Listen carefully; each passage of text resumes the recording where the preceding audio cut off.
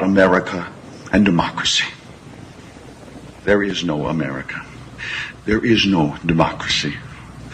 We no longer live in a world of nations and ideologies. The world is a college of corporations, inexorably determined by the immutable bylaws of business. The world is a business. And I have chosen you to preach this evangel. For all my free market healthcare robbing, stock stealing, retirement fund fucking with niggas. Fuck you little credit card scamming, jewelry stealing, crack selling, liquor store robbing motherfuckers. Shout to the homies, Carnegie, OG, Willie Randolph Hearst, Baruch, Rockefeller, the real Rockefeller, my main bitch Leona, pour out a little Louis XIII, Scott Rothstein, Jack Abramoff, hold your head, my roll chop niggas, let's get this money. I spend my day pepping America overseas, pension for the workers, nigga please, embezzlement, etiquette, private settlement, I'm better with Confederate rhetoric from my mansion in Connecticut, foreclosed with holes at the tenement, I twist words like a speech impediment, I hope you got good credit bitch, if not better get a new job with benefits, while I play golf with niggas and get cheddar with, new money buys brand new carrots, my old money bunch of great grandparents, you got grills in your mouth, I ain't mad at ya, I own every gold mine in South Africa. Thanks, baby, you made me $1 billion. Plus, I own a building for each one of my children's children.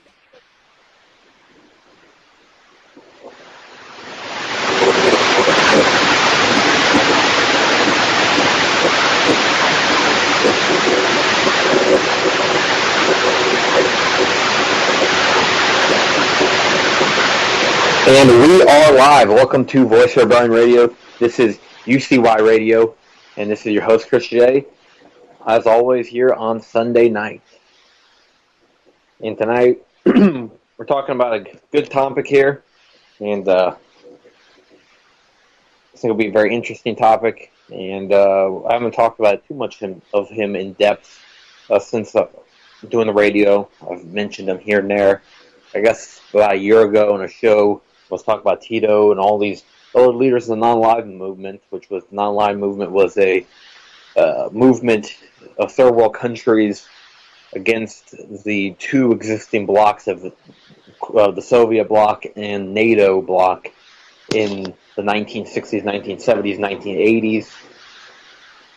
And the non-aligned movement of Gaddafi was kind of one of these people in the movement, and his political theory kind of revolved a little bit on that, on his beliefs in anti-imperialism, was the idea that third world countries should not choose one of the two powers that were at the time, which was the Soviet Union and NATO, those two blocks that most countries had fallen into, one of these either blocks at the time.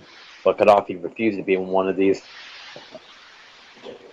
And I think that this show as well, we're talking about now, as we look back, at the time, a lot of the people that were saying that, we seem to be a slim amount of people actually believe the warning signs of what was to come, is that these groups, like what's happening in Syria, many people didn't believe them to be Islamists, didn't believe them that there'd be this mass chaos after the vacuum was created, and what would happen to Libya, and that most of the stuff that Gaddafi said would happen to Libya after he was gone happened to Libya. And what we're seeing in Syria is them moving towards the same end result, and if they are able to finish their goal, Syria will be in many ways very similar to Libya, with all these many groups that are fighting in the country. And I can just imagine that the vacuum, how unstable and how much fighting would be happening in the country after the war.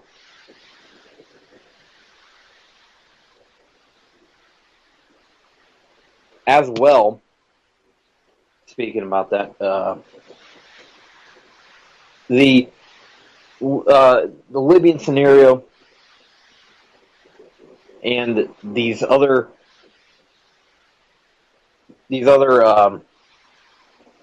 Middle Eastern conflicts that have started up, and the Libyan war that's continued going on, the Syrian war that's continued, and now the Yemen war.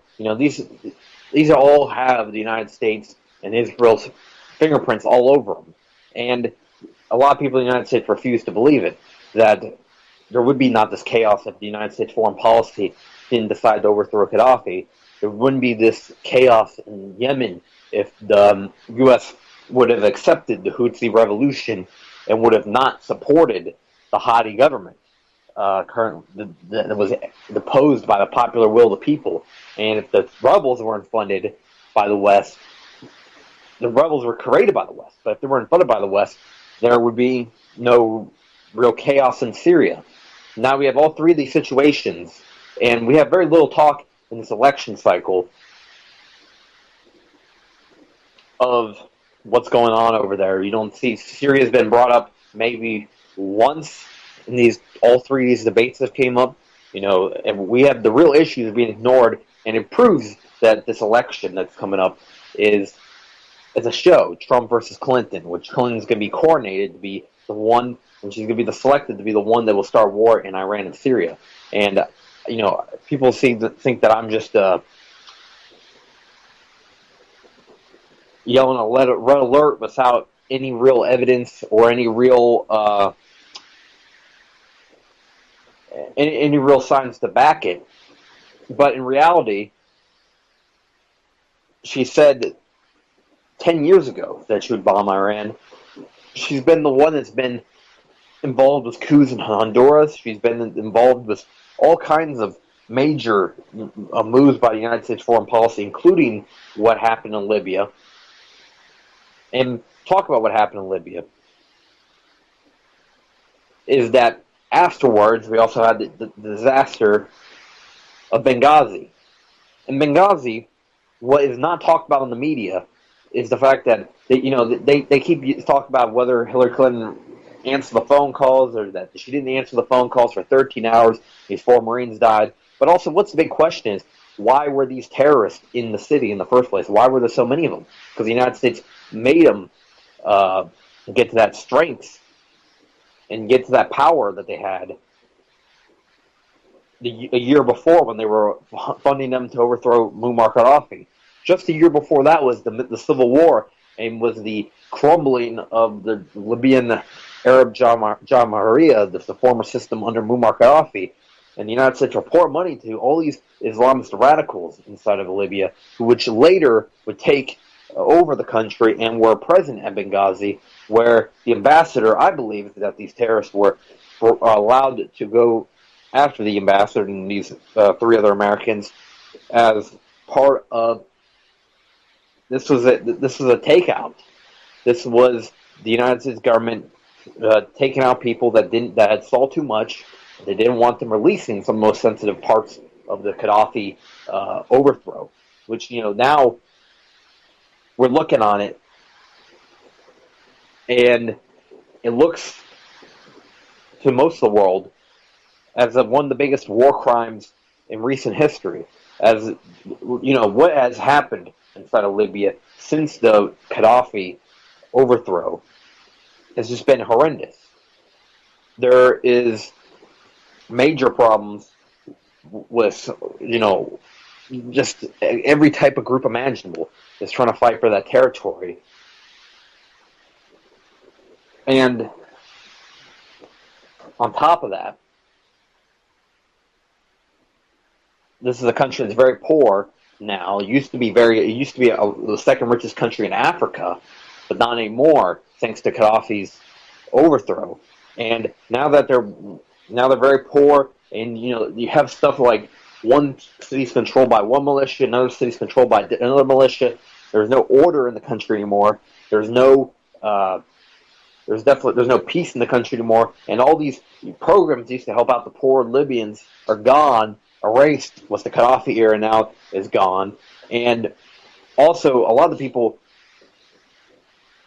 used to be part of the old Gaddafi government. Well, I'm pretty sure they've been hunted down and given very harsh sentences, and there's extreme political repression by this, quasi-government that's in charge of Libya. And I say quasi because they barely have a grasp on the government, but they are in control of Tripoli, and that's what's being considered the government right now. Which there's like 2 governments, really, 2 very powerful groups that you could say are, some people would say that's the government of Libya, and some people would say that's the government of Libya. The one in Tobruk, and there's the one in Tripoli. And as well mixed into this is ISIS in there, which ISIS controls Sirte, Gaddafi's hometown, and they control a smaller part than they used to. At one point, there's a big deal. ISIS had killed Coptic Christians on that beach in that famous incident that happened about 2 years ago. I think it was a year ago. It was about a year ago. And now you see, Libya has also became became a breeding ground for terrorists, and has became pretty much people are just pouring out of there trying to get away because it's became so terrible. And the big part of the refugee problem is because of the Libyan scenario. And if the Gaddafi was still in power, a big part of the refugee scenario wouldn't be happening. And also the other big part of it's Syria. And Syria and Libya are both direct disasters from the U.S. foreign policy, Israeli meddling, and ultimately Israel trying to get rid of their anti-Zionist enemies, which is Syria's government and Libya's government. And Libya's government was very influential and was the one that really, in a way, influenced the thoughts of Bashar al-Assad, Mahmoud Ahmadinejad, Hugo Chavez. You could say as well. He also influenced. Gaddafi also influenced Mugabe to an extent. He influenced Mugabe. He influenced even Mandela. All of them had some influence from Gaddafi, and more importantly, maybe not Mandela's influence, but that movement against apartheid in South Africa was influenced by what Gaddafi did in Libya, which was he finally stood up for the African people. We've had, there's many leaders in Africa, but how many of them are actually leaders? These people are just heads of states, but ultimately under control from France, UK. They're puppets under control of France, UK, or other countries, or under the influence, puppets under the influence of France, UK, and the other countries. And ultimately, there's the only difference between colonialism and neocolonialism seems to be the fact that whether or not the governor of this territory that is supposed, is technically independent is white or black. If it's colonialism, the guy's white. If it's neocolonialism, the guy's black. That's about it, really, it seems like, because ultimately the same kind of exploitation goes on of the people. People work for near impossible wages. These people are then sending most of their goods to these countries. I mean, you have, like, for example, who controlled Burkina Faso for many years, who was brought in pretty much directly by France in 1987 after Sankara was removed out of power. Thomas Sankara, for people that don't know, he's kind of like the African Che Guevara. That's who he was. And he fought in a revolutionary struggle for many years, and then finally got to be the president for about 4 years, and then he was overthrown in a coup and killed. And not too many people in the West know his name, but he was one of the most important figures, I guess, in African history and anti-colonialism and the whole change, I guess you could say, in African history. That despite a lot of stuff that's happened in the last 50 to 75 years, there's also been some bright spots, like Mugabe coming to be the leader of Zimbabwe, Gaddafi, and Sankara. And that's what we're talking about, Gaddafi. Because now we just passed the 5-year anniversary, and there's a lot of Libyans now regretting. A lot of the ones that fought against Gaddafi in the revolution are now saying that they wish they hadn't had done that, because their life has become so much worse under these rebels that are now in charge, and definitely their life has declined. These people now it's turned into a total war zone. They've been 5 years of just fighting. The war never really ended. The civil war just turned into different groups, and now the Gaddafi loyalists are a smaller group, but they're still fighting. And there's a possibility that they might come out on top. But at this point, we're seeing tons of violence, and we're seeing checkpoints. There's nothing really fun about living in Libya today. It's like living in Afghanistan or Iraq, one of these absolutely war-torn countries from also U.S. foreign policy, but this is from direct bombings, by the United States. And really, Libya was directly bombed by America. If you look at it this way, then NATO is a group that's headed pretty much by the United States, and NATO, and that's why I think NATO is almost there for. It's that the United States or Israel, no one gets the direct blame when NATO does it, because it's like, NATO, all these countries decided to do it, not just the United States. But in reality, the United States government are the ones that led the whole operation against Gaddafi, and also UK government was Cameron. He was one of the major pushers of it. But look what's happened is that 5 years later, it's kind of weird how it happens. Is that these people that told you that leader was unpopular in his country, Cameron had to resign after being extremely unpopular. Everybody can't wait for Obama to get out, and people in Libya are shouting for Gaddafi to come back, for one of the Gaddafis to take power. One of Gaddafi's sons possibly may take power. Hannibal Gaddafi, for example, might be able to, but I think that potential return to Green Libya is definitely possible. But with the United States interfering, it'd be very hard, because they're going to do whatever it takes to keep their guys in power, which their guys are, I guess you could say, are in power, but they only, that's the thing, is that who are their guys? And, people might want to look at one side that they pick, but really the United States has both sides that they support. I mean, they support the Tripoli government, and they also support the Tobruk government that's supported by the Muslim Brotherhood, which they supported in Egypt, with Mohammed Morsi, which failed because he was extremely unpopular. But Mohammed Morsi was another example of the United States interfering with the relations of North Africa, is what happened in Egypt. And they wanted real change, and the United States came in there, and instead of allowing some guy that would not play ball with the Yankees, they decided to put somebody instead of when Hosni Mubarak left, that whoever took his place would be pro-United States, and that was Mohammed Morsi, rather than for example, somebody that was like Assad or like Gaddafi, or also taking charge of Egypt, which is one of the most powerful countries in Africa. Egypt is definitely a country they don't want to lose for many reasons. Also because it borders Israel. I mean, Israel almost faced their defeat in 1967, but the Israelis really played dirty, and they bombed the Egyptian hospitals and did many war crimes, bombing civilian areas during the 67 war, which the 67 war was just one of many of Israel's war crimes, but that's one of not just the Palestinians that committed war crimes against, they committed war crimes against the Egyptians, the Syrians.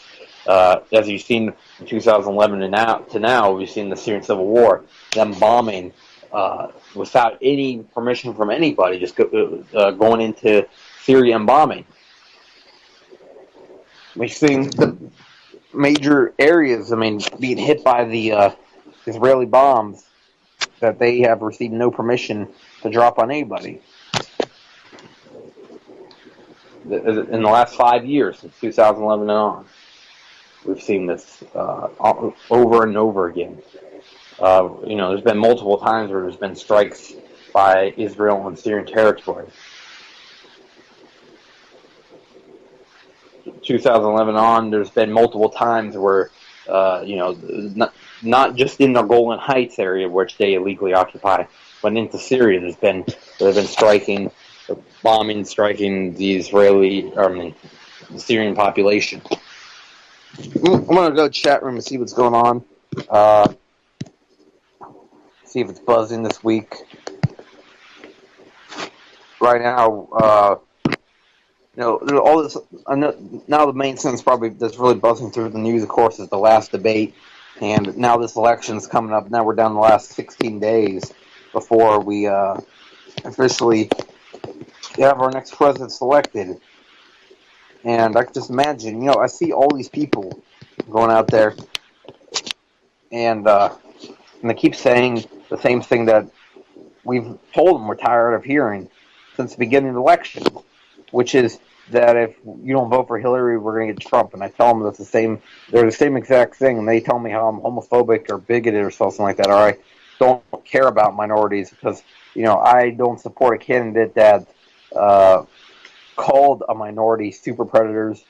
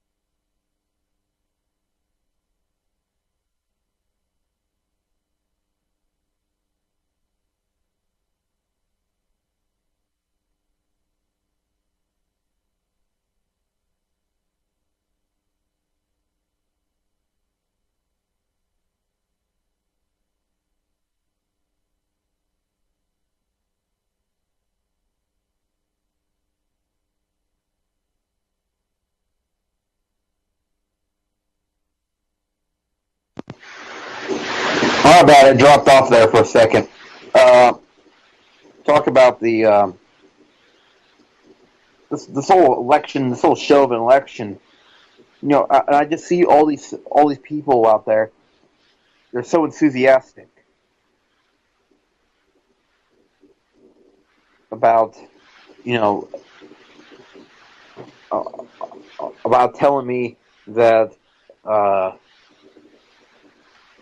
that we have to vote for Hillary because it's better than having Donald Trump and whatnot. And I'm just going to put something out there, and this is no way endorsement either for either candidate, but just by on the rhetoric that both candidates have said, is that Hillary Clinton has pretty much said and has talked about Russia as a complete enemy, and with her talk, it'd be inevitable that we would be at war with Russia or with one of Russia's major allies, Iran and Syria, in no time.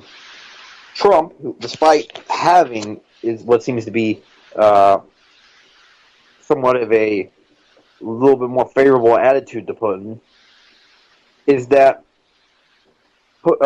Trump doesn't, at least from what he talks about on his debate, in the debates, doesn't sound like he has any real sense of foreign policy because he talks about, decently, I guess, about Russia, but then talks absolutely terribly about Iran and talk about working together with Russia in Syria to fight terrorism, but not realizing that Iran has a much bigger part in the fight against terrorism in Syria and that Russia's ally with Iran.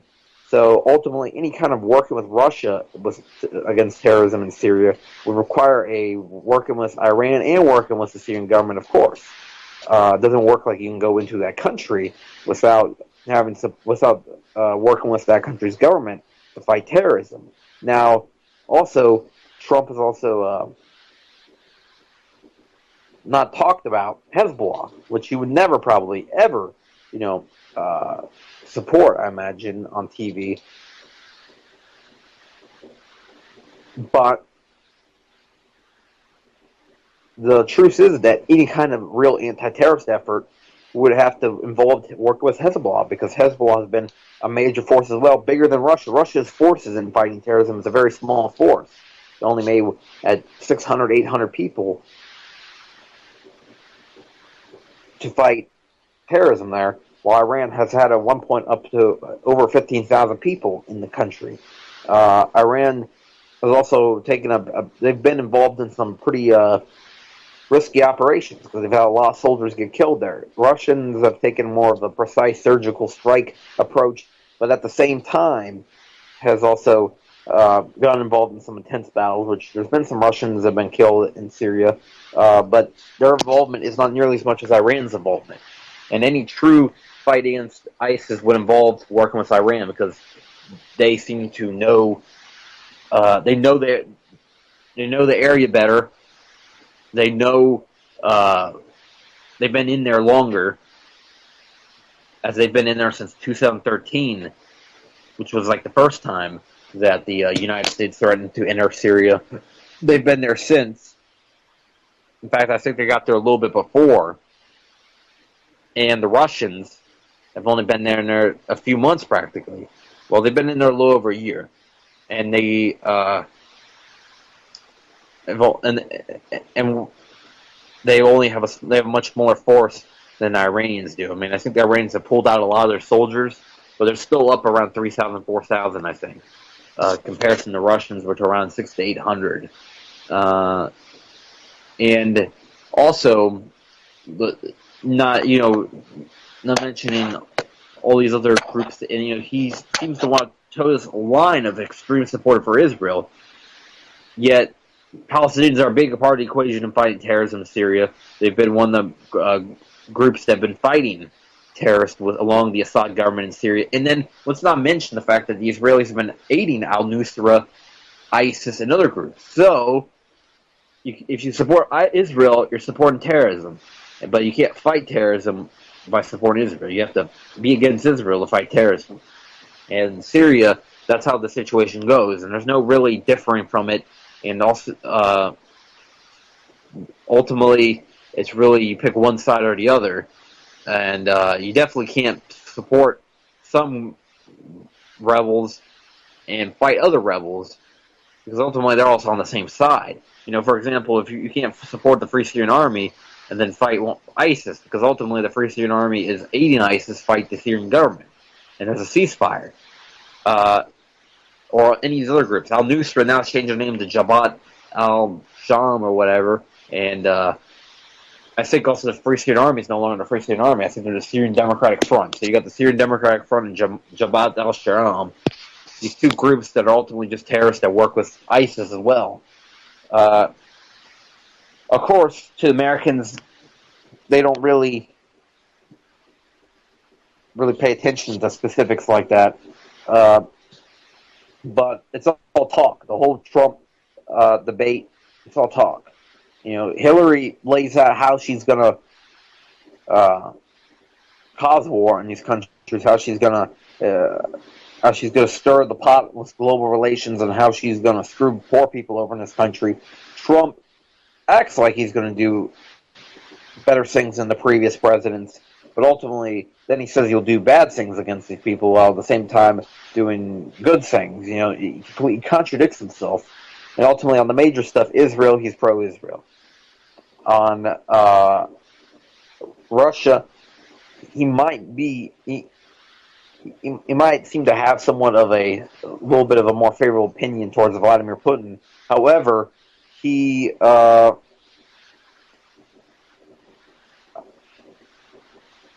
seems to be against all of Russia's allies, and a lot of Russia's maneuvers. And with all that, it proves that they're both fake. They're both candidates. They're both show candidates. Just make it seem like there's an actual election going on. But what has happened is a selection is going on. Now, I'm not saying, I'm not discouraging anyone from going to the voting booth and going to vote for whatever, maybe some local races that may not perhaps is rigged. I can't really weigh an opinion on that. I believe the local races probably aren't rigged, for your mayor or whatnot. I'm not discouraging that, but I'm telling you is that I'm discouraging you against supporting these warmongers and these New World Order selected candidates, Hillary Clinton and Donald Trump. And even Gary Johnson, also talk about him. I'm not going to talk about him favorably either, because he has been known to be an Israeli supporter and has bragged about his good relations with Israeli politicians over there and Israeli leaders over there. So, Gary Johnson, I'm not going to talk favorably about.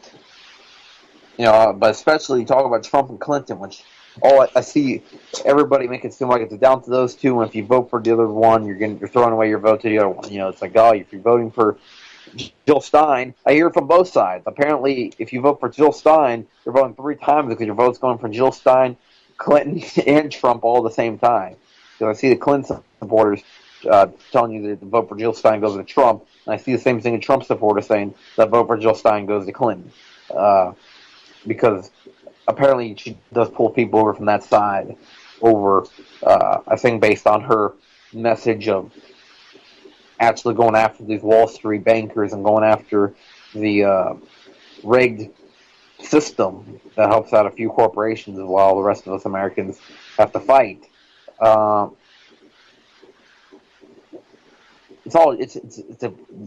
media coverage of it. It just seems like a big show. It's a big reality show. That's what's going on, and we're being played.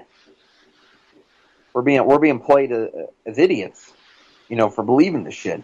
Around the world, they think of our election a joke, and we have also in our Congress and Senate.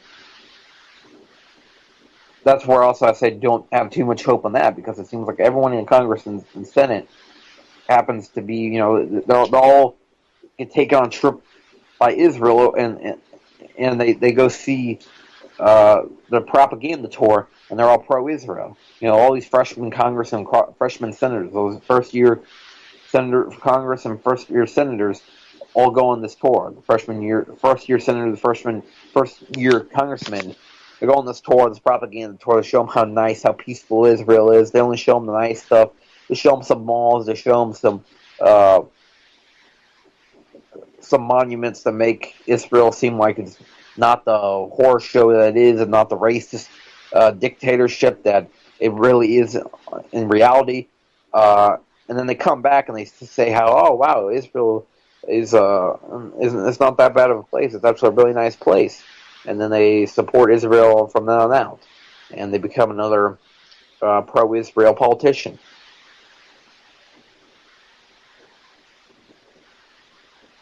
The Israeli lobby has so much power in this country where they can do that, and they can influence all these politicians. Also, with their money, they can buy them out. And I don't think there's one right now that really opposes Israel. And I'm talking about all those hundreds. 100 senators and 435 congressmen. I can't name one. 435 congress. 100 senators, 435 congressmen. I can't name one that is anti-Israel. Justin Amash, whose dad is Palestinian, is, I think, a lukewarm supporter of a two-state solution. That's about it. My position is pretty much what the Palestinian Front of Liberation of Palestine idea is, which there's a one-state solution. The one-state solution does not have Israel in it because it's Palestine. It's their land. They have the claim to the land, and they were peaceful before the creation of Israel. Jews and Arabs lived side by side. Jews and Muslims lived side by side, and now Israel, they can't live side by side because Israel is throwing them into apartheid conditions. Like what they had to go through in South Africa is what the Palestinians have to go through in Palestine, but much worse. They don't even get water, they don't get food, they don't get crap. And you have kids being shot by the Israeli police, and you have them getting bombed. Populated cities getting bombed. We have 2,000 people getting murdered in just 1 month in 2014 by the Israeli military. These people are cowards. These people are fanatics. These people are racist. These people that are in the Israeli military, many adjectives describe them, but also describe the Israeli leadership. They're psychopathic. And that's all. There's not too many explanations of why these people could be like that. I really wonder though whether they do believe their lies, whether they believe that they are superior like that, and that they believe that they're divine gods on this planet, as Mehmet Begin said in the 80s. He was he was the prime minister of Israel in the 80s when he also had we had the whole horror scene that was going on then was Reagan as the president of the United States, and we had Thatcher as the prime minister in the UK, in which their policies combined led to the Middle East completely destabilizing. They bombed Libya in 1985. I remember all that hype about Libya, and they were talking about there would be war in Libya and whatnot in 85, and they even killed Gaddafi's son. That happened, and then they weren't successful, and then they came back 26 years later. Remember, even in Back to the Future, they talk. The Libyans are shown as the enemies in the movie. Libyan nationalists.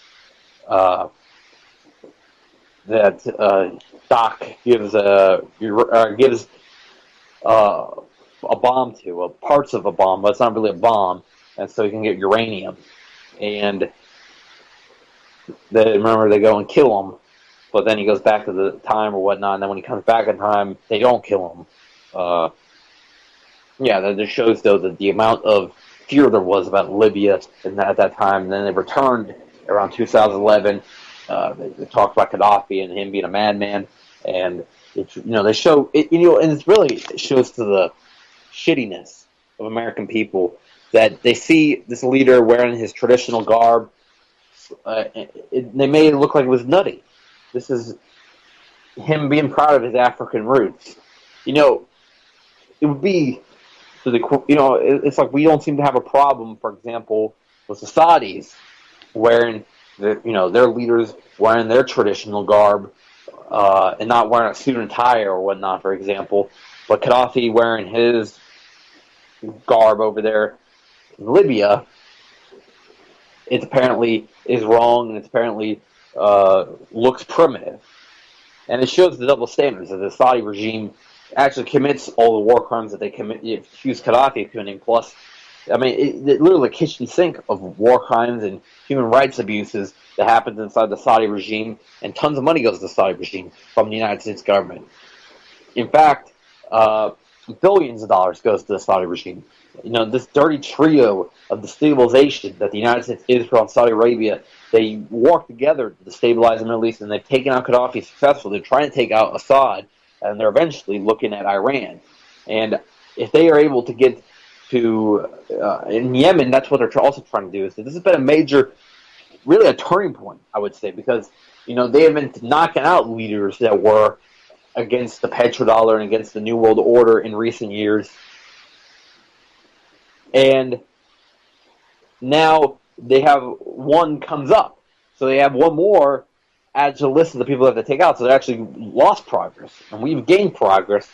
There's one more leader that's opposed to the New World Order. And that's the Houthi government. And then with the Houthis now taking over the country, that marks a big step.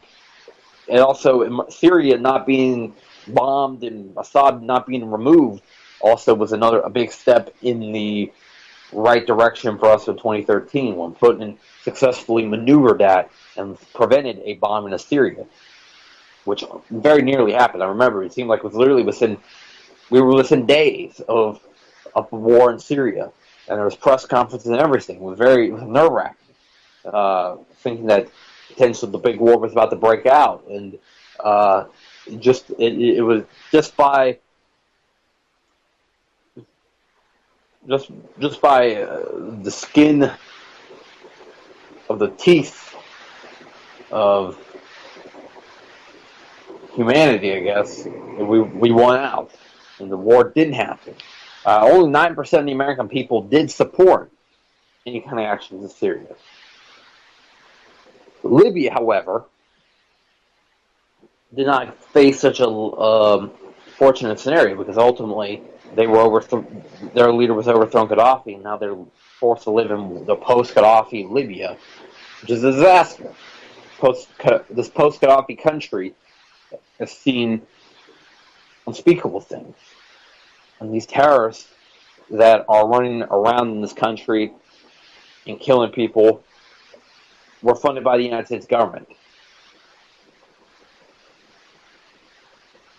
The United States government provided everything possible for these guys to take over. And they wouldn't have taken over if it wasn't for the United States government's help. And it's very much similar to the Yugoslavian scenario. That if the Yugoslavian and all these nationalist groups inside the country weren't aided by the United States government, then Yugoslavia would have stayed together. Their countries broke apart. And that was one more example, and that was only not that long ago. We make it seem like it was that long ago, but it was only 1999. Only 17 years have passed. And it was only 4 years before the Iraq War and the Afghanistan War. There's another thing that the Clintons were very closely tied with Bill Clinton. You don't hear too much about that. You know, if Trump actually opposed Hillary Clinton, this was a real election, Trump would have unlimited supply of cannon fire and unlimited artillery to throw at Hillary Clinton about, what happened in Yugoslavia, what happened in Libya, Honduras, Iran, all these major failures in our foreign policy. And by failures, there were successes because in Hillary Clinton's eyes, because she did exactly what she wanted to. But what had happened, these horrible things that have happened after these actions were completed by Hillary Clinton or Bill Clinton. People talk about Bill Clinton and they say, "Oh, there was no wars under the Clinton administration," but there's actually Yugoslavia, which is maybe perhaps in some ways worse than Libya. It was about the same as Libya. And it was a country that was once peaceful and once united. Now everybody hated each other because they stirred up the nationalist firestorm inside the country, just much like in Libya, stirred up the racial and ethnic tensions. And now they are no longer at peace. They are at war with each other and there's all this sectarian tension, and there's all this racial hate in the country.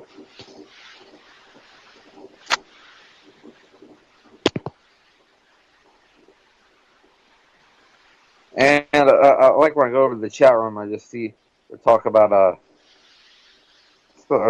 dogs or something. It's like always some random conversation, but I don't pay too much attention to that.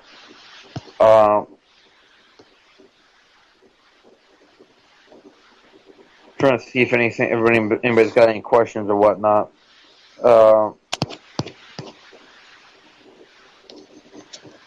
the show, it sucks we don't have the call lines like we used to for the show, because we have people call in and weigh in their opinion about what I have to say.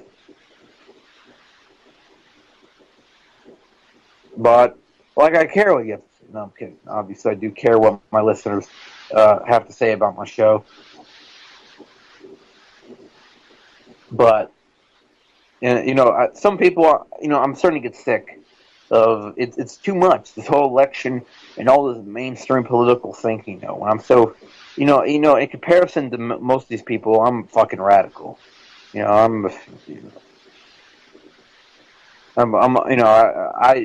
all these candidates out there, and I mean, even Gary Johnson, people are talking about. I'm just like, can we just fucking have? Where's our Gaddafi? Where's our Chavez?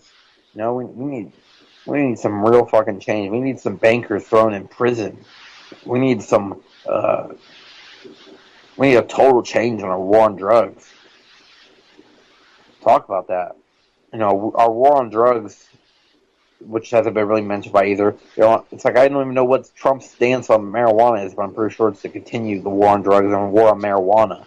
And to continue the illegalization in this country against a harmless plant. Ultimately, is way safer than cigarettes or alcohol.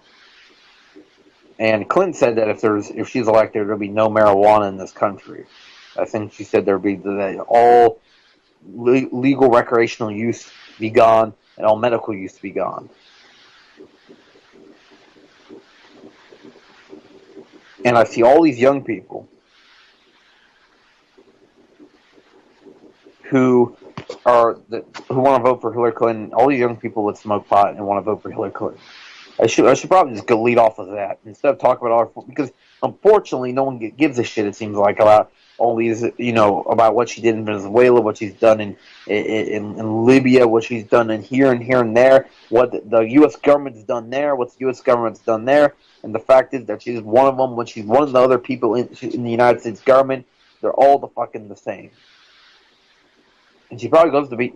And even if she doesn't go to the Bohemian Grove, because it's an all-male thing, which I'm almost sure she does go to the Bilderberg Committee, and she shows she's one of them at the top, in that small club that we're not in, because you can't really say it's a big club. There's not too many people at the Bilderberg Committee. Bohemian Grove apparently is like a female version of the Bohemian Grove, and Hillary Clinton probably goes to that. I just assume what kind of gross shit goes on in the Bohemian Grove, and then I could think maybe she might participate in that, but I suppose she probably goes with the female version. The Bilderberg Committee, I'm pretty sure a lot of the same kind of shit goes on there. I mean, it's probably what brings us rich people over there is the probably whatever festivities are going on. At the same time, while planning to ruin the world, they have prostitutes and shit, drugs. I don't know.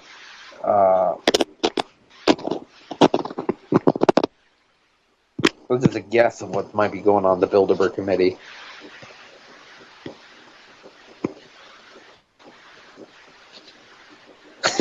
Somebody had to say is that Trump's position on marijuana, and I'm trying to read it in Trump's voice. Let's see. Let's see if I can. I will smoke so much weed in the White House. You don't even know. Trump will have the best weed and the best prices ever. Trump impersonation not the best. Trump will have the pussy grab a kush and weed accessories of your choice, made in America. Okay, that kind of fell off there. And these are just comments that the chat room is saying. And by the way, I'm not coming up with that. The pussy grabber kush. It's so wrong, but it sounds like something pretty dank. I mean, it's so dank. So dank, it just grabs people by the pussy. Well, that seems like there'll be a description on the back. So dank, it will grab you by the pussy.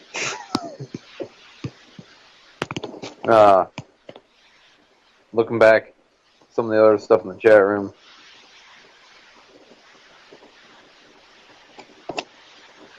And yeah, I guess Trump ran weed.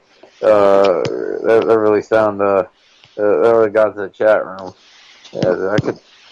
I really haven't heard him say anything about pot. That's the weird thing. Is that his opinions on pot seem to be almost non-existent, and only can speculate. I figured it wouldn't be for with his talk on other stuff, and the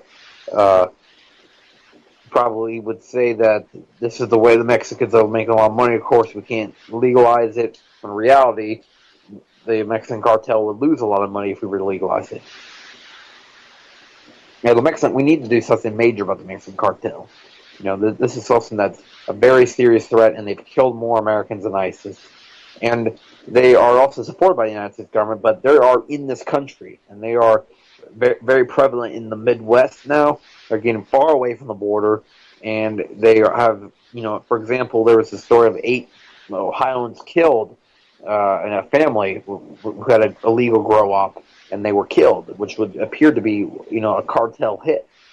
So this it shows the brutality of the cartel, that they are not to be messed with, and that that they should be extinguished from this country. And we should take whatever measures necessary. If I was president, first thing I would do is legalization, so to cut off their profits, and any remaining ones would be, I'd probably, these people that do stuff like that, like kill entire families, well, I'm not really for the death penalty, but in this circumstance, I make an exception.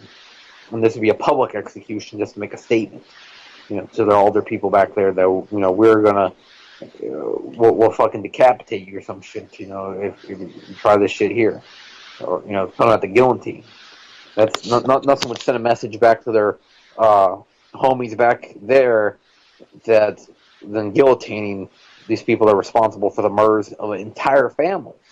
Very sick acts that they've been involved with. And of course, they would not be nearly at the strength that they are now if it wasn't for the United States government, which practically coordinates the entire drug trade around the world. And in coming into the United States, they're coordinating that and making money off of it. The cartel is just really an extension of the Mexican and U.S. governments. And that's why El Chapo was able to escape from Mexican prison, because the Mexican government is in bed with the Mexican cartel. And the Mexican cartel is ultimately the boogeyman that gives the Mexican government its reason for existing. Yes, people in Mexico know that's corrupt. They believe that's necessary for this Mexican government to be there, because if there wasn't, they believe the cartel would take over. The truth is, without the Mexican government, there would probably be, in the South American government, there would be a very weak cartel, and they could have a real government and a real change in their country, rather than this corrupt government that they have currently right now with Peña Nieto and the corrupt U.S. puppet government that's currently in charge there in Mexico City.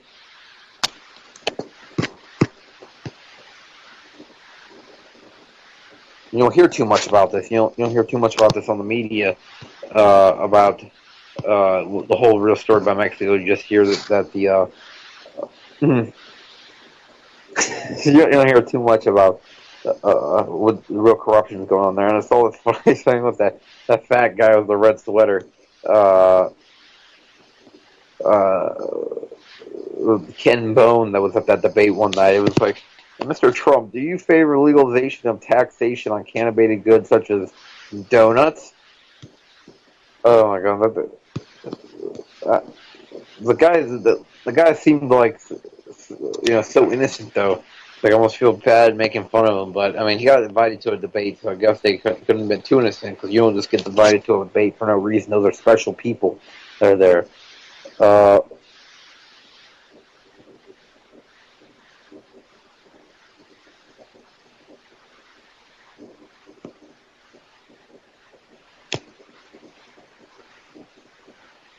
What the hell?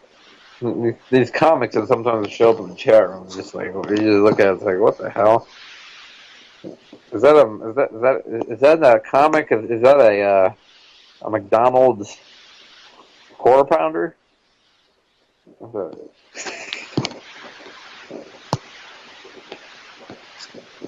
Yeah, Ken Bone.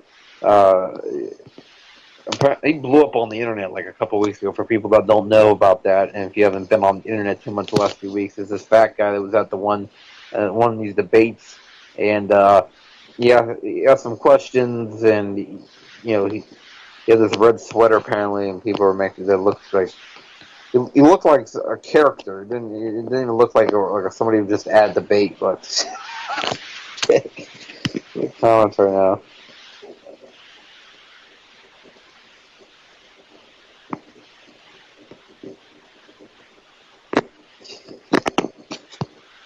I don't know what somebody used the bone and made a little bit of extension off of that,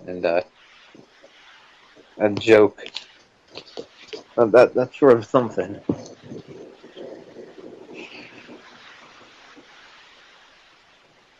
Can't believe we're already almost halfway through the show right now. Yeah, Gaddafi's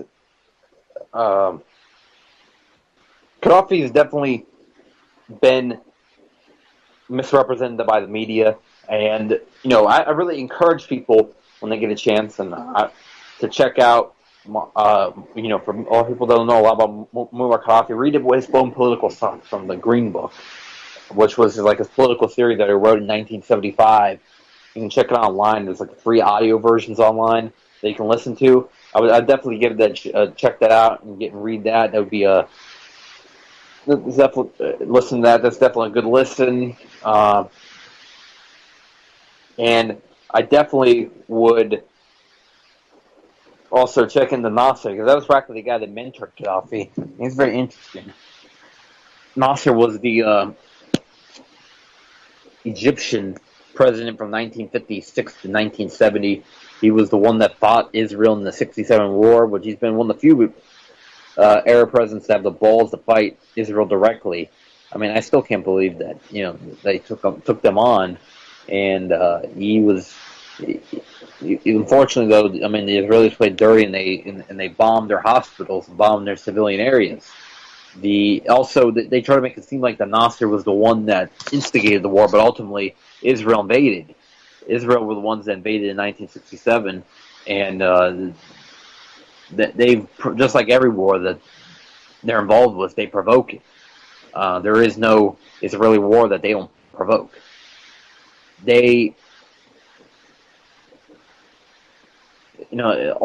Ultimately, Israel is at the root of all wars in the Middle East. Israel and the United States. There's no war in the Middle East that doesn't have their footprint. There's no war in the Middle East that doesn't have their funding somewhere in it. When you look at the terrorists inside of Syria, they're funded by Israel. The terrorists inside of Yemen, they're funded by Israel. The people that overthrew Gaddafi, funded by Israel. The people that are trying to overthrow the Iranian president, funded by Israel. And there was even Israeli agents inside of Iran that mixed into the Iranian Jewish community. And they pretended to be loyal to Iran, but then they ultimately tried to do sabotage against Iran. There is actually a Jewish community inside of Iran that lived peacefully with the Iranian people, and are anti-Zionist and pro-Iranian. And many are good people and patriots, and then there's some that blend into the population that are Israeli agents, and they are trying to sabotage the government of Iran. It's only about 25,000, I believe. I think 25,000 in Tehran, though, which that's a pretty large size of the population for Tehran is Jewish. And they live peacefully there. But, Muslims inside of Israel, of course, don't live peacefully. And it shows the difference between them, because the Muslims are treated as the lowest of the low inside of Israel. And they're treated as terrorists, and they are not allowed to ride the same buses, they're not allowed to go on the same roads, go to the same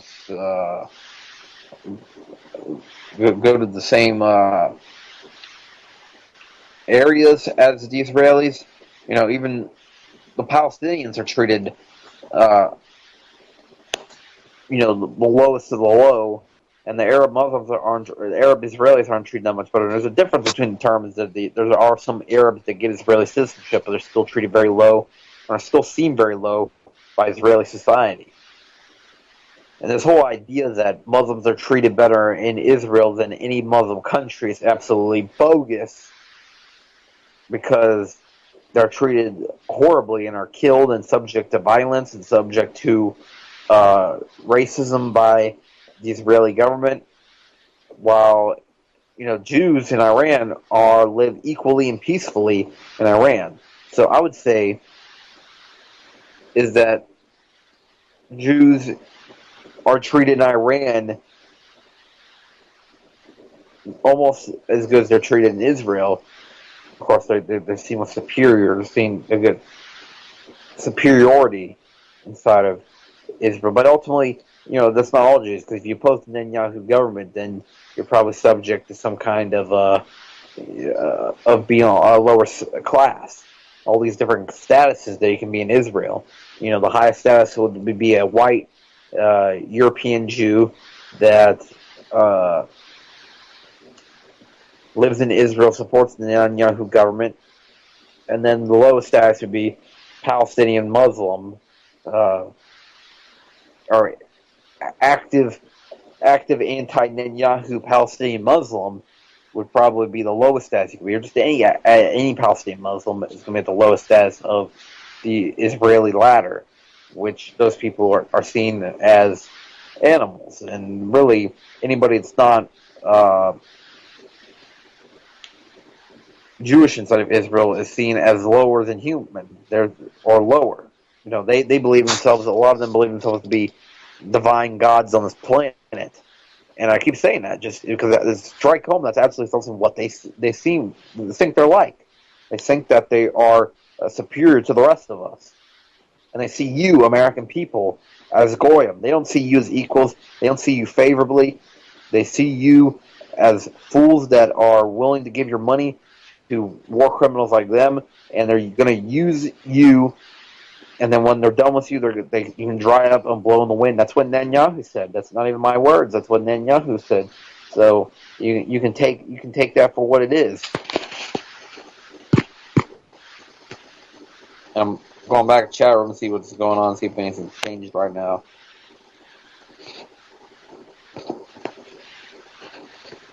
And it's about the update. The chat room's kind of buzzing tonight. That's cool.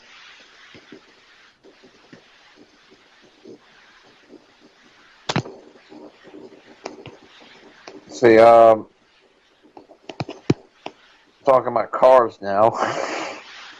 Let's see.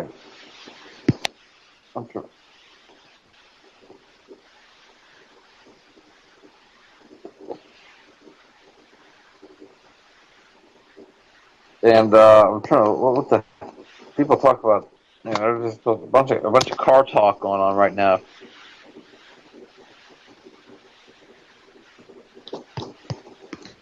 Kind of interesting how the chat room goes. Let's see. People are afraid. I wonder. With all I talk about on this show, if there's somebody about to, is if they just consider it's like, we gotta shut it down. He's talking too much truth. He's talking too much about the Israeli government. He's ranting about Israel again. He's talking about Israel again. We gotta shut him down. He's talking too much about the Israeli government. Shut it down.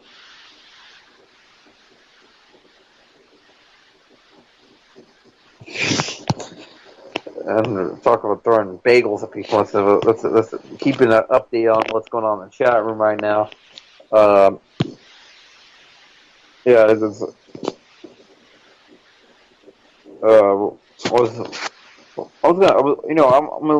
gonna talk a little bit also more about Muammar Gaddafi's past, since I was actually talking about Gaddafi tonight.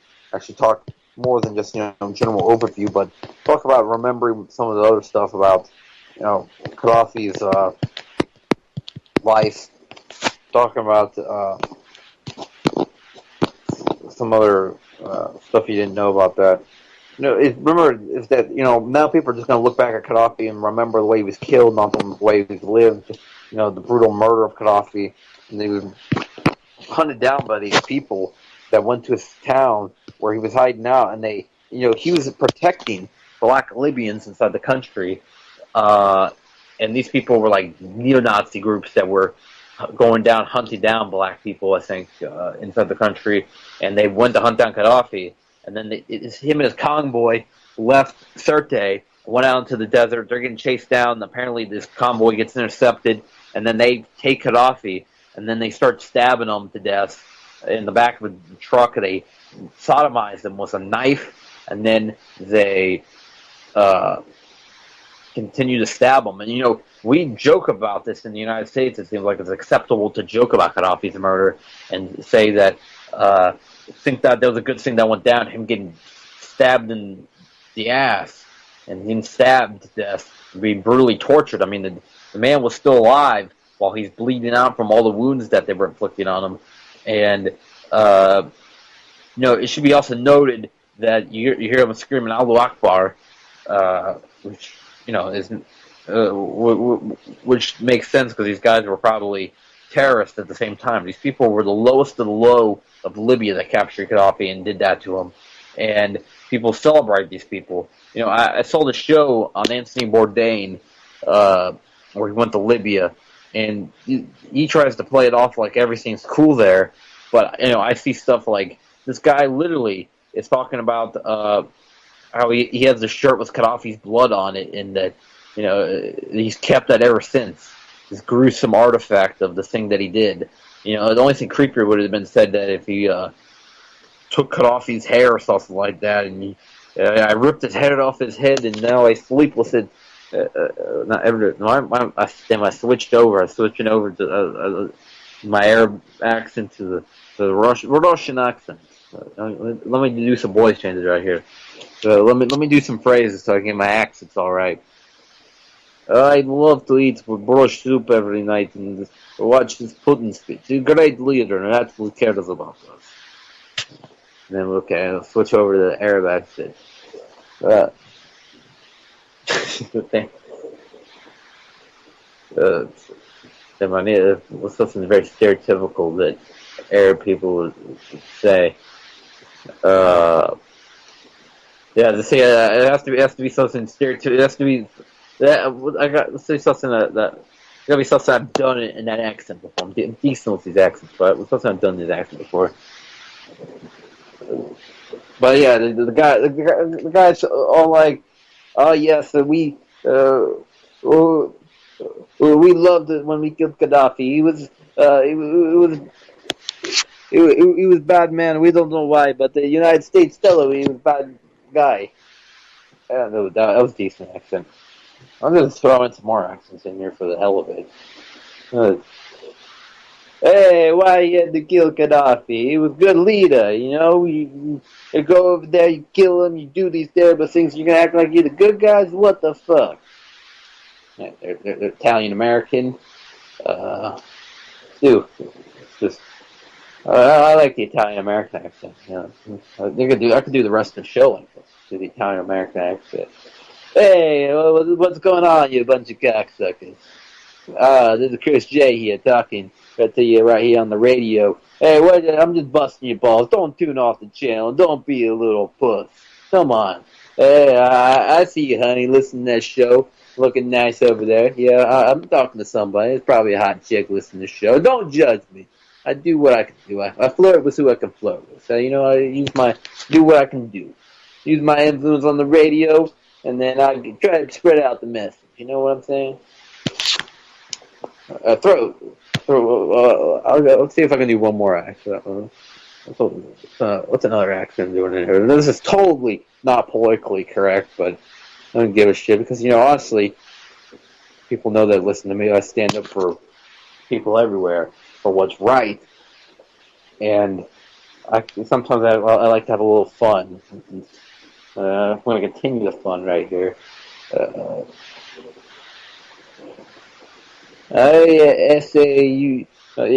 like what this guy's... I can't do Mexican. Mexican accent's hard. That's a hard accent.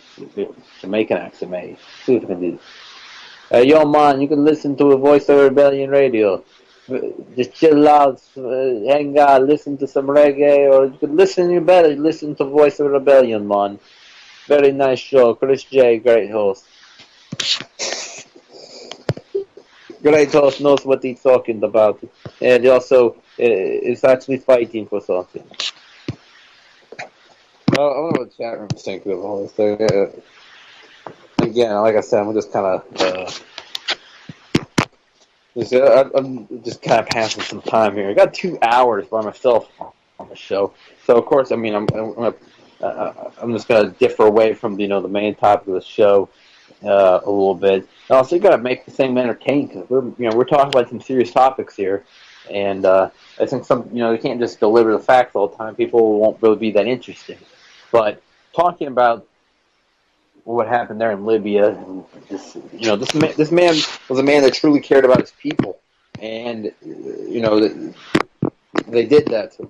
These people were influenced by U.S. propaganda, Islamic extremist propaganda, and U.S. propaganda that they fell into believing that their lives could get better if they were to overthrow Gaddafi, and that obviously didn't come out to be reality.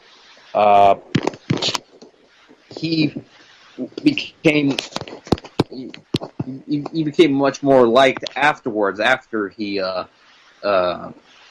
became the after he's gone, the people started to realize what they lost, what kind of leader that he truly was. And also it should be noted that on top of that, he was a great father. He had a lot of children that he had to look after, and he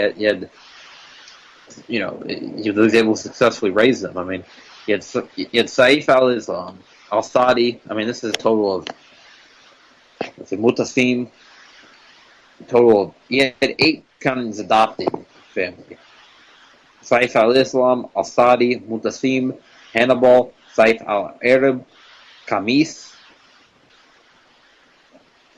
Aisha, and Hannah. Those were his 8 children that he had. Which only a few. I think a few are now dead. I think maybe like 3 are still alive. He has. I know Hannibal. Saif al-Islam. I think Saif al-Sadi, Saif al-Islam, Hannibal are still alive. Hannibal went to Oman after the war, and Saif al-Islam was originally sentenced to death, but he got his sentence dropped.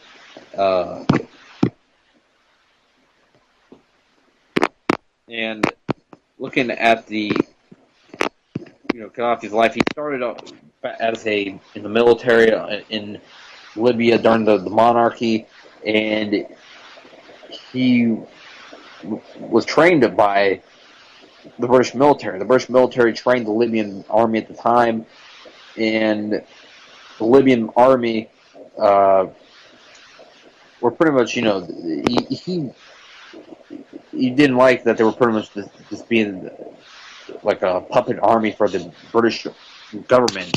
So he disrespected the British trainers, but he was such a good cadet that they just moved him along, and he rose through the ranks, and eventually, in 1969, he took over, and the Irish government became highly unpopular. So that's why the people were so glad for him to be overthrown.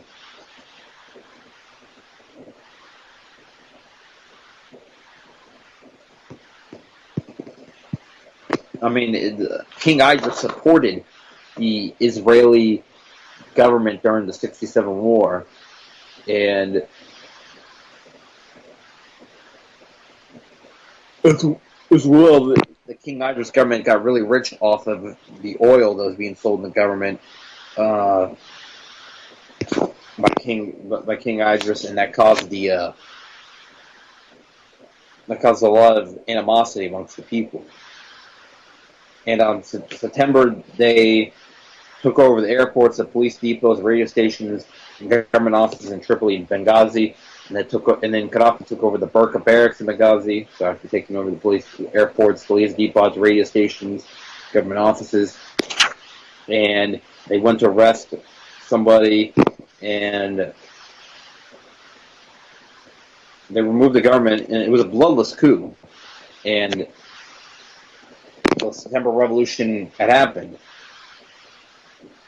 And over the first few years, we kind of had a weaker grasp on the country, but gained it quickly, and by 1973, had a strong grasp on the country.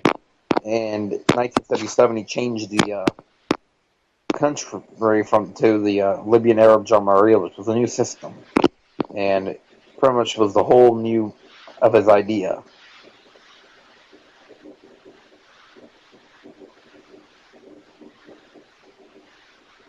And after that, they set up pretty much the people had a very direct role in the government via the People's Congress, and really, in a way, Gaddafi was not.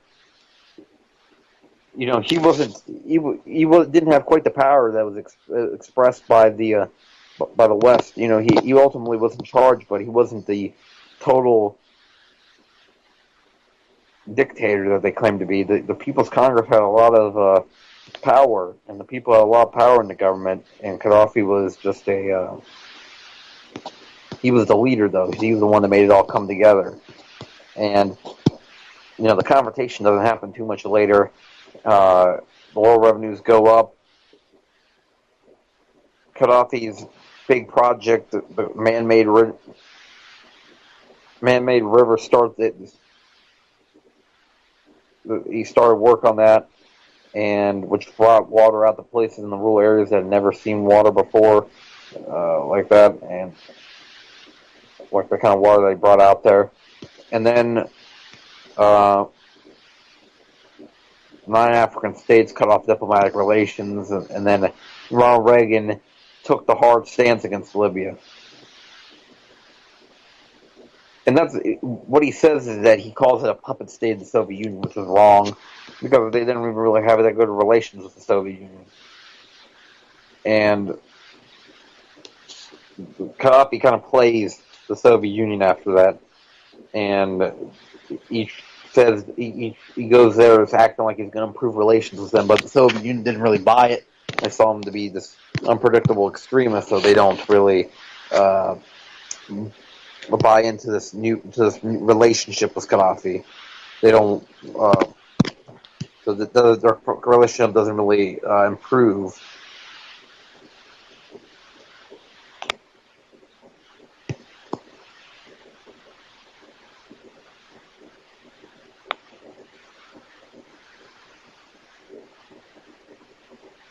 And there was that famous shooting, I guess, of the British police station outside of the Libyan diplomats were accused in the shooting of Yvonne Fletcher. And then the bombings happened in 1986. 2 Gaddafi's sons were injured, and Hannah was killed. People were trying to act like that she didn't exist. But I think there was evidence that she did. I mean, one of Gaddafi's sons died in this.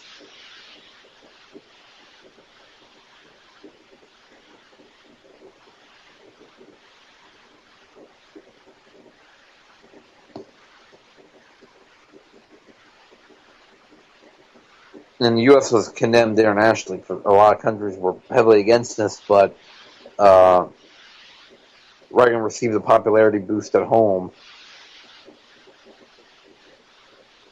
But this really strengthened Gaddafi's image for the rest of the world, is that he stood up to the United States government and taking a test of what the United States government can throw at you.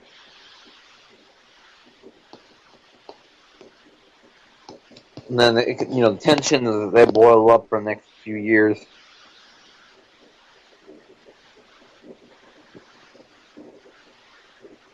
And Gaddafi, he kind of changed his approach. It used to be just, looking after mainly the Arab countries. He went also to the African countries as a whole, and tried to make better relations with the African countries as a whole, and really showed his pride to be African.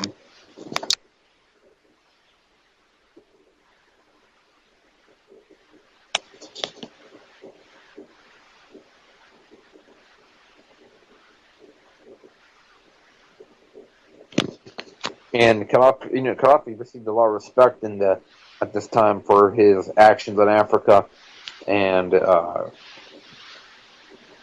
he really boosted his relations with a lot of these African countries.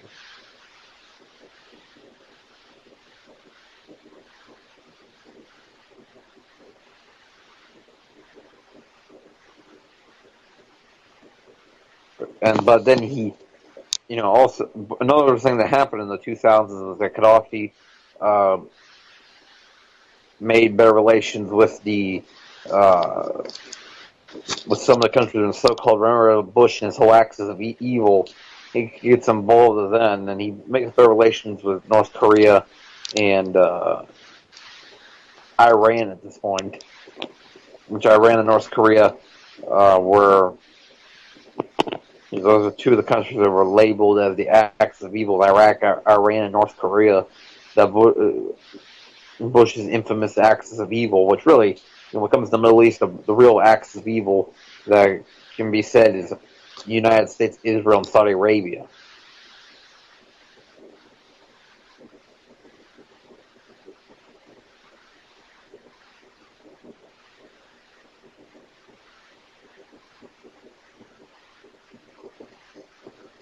And then Gaddafi was even, Gaddafi even tried to.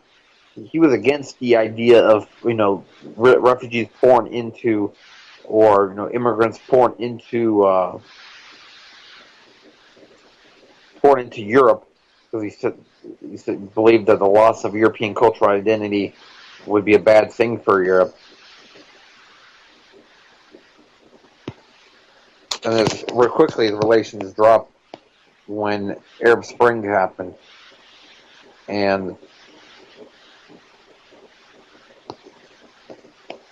quickly Gaddafi, all of a sudden there was these big protests, supposedly grassroots protest of against Gaddafi, and all of a sudden rebels and the rebels rise up, and these extremists all come out of nowhere and start attacking the Libyan government, and eventually to hunt them down and kill them. And there was a lot of Gaddafi support that came out in favor of Gaddafi in 2011, but it didn't come too much of a match of all the stuff that was done in order to overthrow Gaddafi.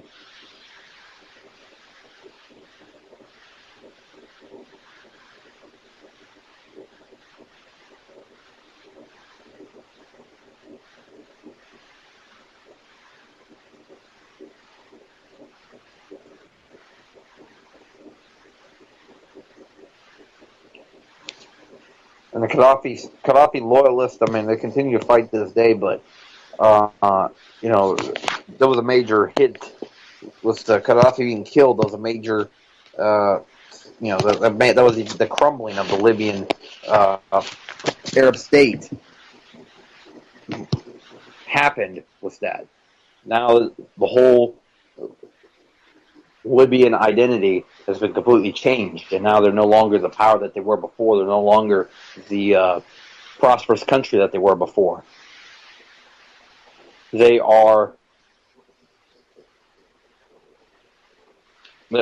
now a country that's forever going to be, for at least some meantime, to be torn apart from violence and to be torn apart by racism. There's all these different, like ethnic groups in the country that are discriminated upon, but during Gaddafi's regime, they were not discriminated upon. In fact, I think they were embraced, for example, like the black Libyans. They were embraced as part of the African identity that Libya has. But, ultimately, a lot of people, like these neo-Nazi groups that hunted them down, don't see it that way. They see them as lower, and they see them as inferior.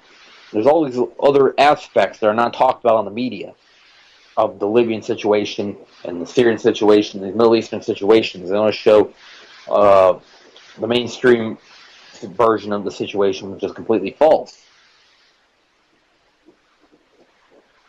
There is no moderate rebels inside of Syria. There was no moderate rebels inside of Libya.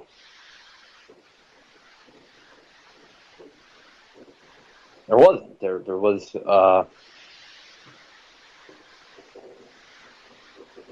There was no. What we've seen from what happened in Libya is that there were just a bunch of terrorists that were funded to hunt down Gaddafi, and now they're all loose inside the country, and it's chaos, total chaos. And you don't hear too much about it in this election cycle. In Benghazi, you don't hear why were terrorists being funded by the United States government that ended up killing those Americans.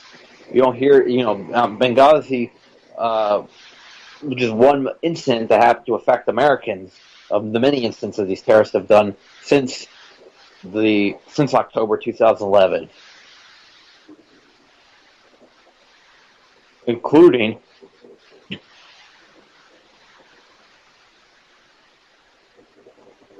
excuse me, including the including the beheading of Coptic Christians on the beach in 2015. We've had so many instances now happen in Libya, and this is also, this is all across the world with the United States foreign policy. Venezuela, them funding terrorists, have, killed 43 Venezuelans and funded people like Leopoldo Lopez. And I see that it's about to blow up again, this whole opposition movement inside of Venezuela, which, the opposition movement is funded by the United States. There is no this is not a grassroots opposition movement. This is funded regime change to overthrow the Venezuelan government. But they don't realize the Venezuelan government has tons of backers, unlike, for example, in Brazil and Paraguay, where the revolution wasn't quite as strong. They're not going to let it go back to the Andres Perez days of them getting killed, like what happened in Carazaco, and the extreme dissident repression, and also the remote control from a remote location, like what happened during those years under Andres Perez. They're not going to let that come back. They are going to fight to make sure that Maduro stays in, and they don't bring in somebody over from like Leopoldo Lopez to sign, which Leopoldo Lopez is in jail now and deserves to be. I saw all the media crying about him going to jail and whatnot, and he's only going to spend 13 years for 42 murders that he was a major, that he influenced. He was the one that pretty much he incited those people to do that, and he's going to get 42. Or he's going to get 13 years. In comparison to that, I mean, those 3,000 Carazaco protesters that were protesting because they were starving, people were starving across the country in 1989 in northern Carazaco. They got the death sentence because they were all killed. There was, 2,000 protesters killed during the Carazaco? Which nothing like that crackdowns happened during the Chavista government. No one mentions that. No one mentions on our media, our corrupt corporate media owned by billionaires and defensive subcontractors, about these inconvenient facts, these inconvenient numbers. I try to tell people about that the media's lying. I try to tell people my own generation that the media's lying, and they don't seem to believe it. That stuff could be completely opposite of how the media's portrayed it. They don't seem to be able to grasp the concept that both our parties are exactly the same.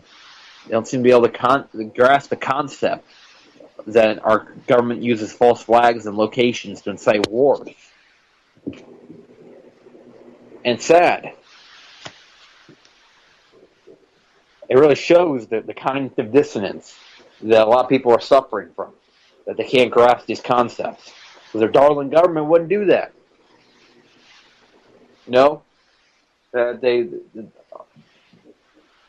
They would never kill Americans overseas. They would never detain Americans indefinitely. They would never lie to us in those factions. They would never tell us the complete opposites of the truth, of the fact, the complete opposites of the facts that they tell us on the TV. Those are not facts. Those are lies, and those are complete complete baloney that they're throwing at us.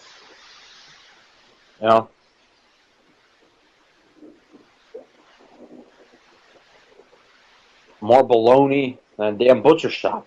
Mainstream, that's one of the most cheesiest things I've ever said on already right there. Usually, my metaphors and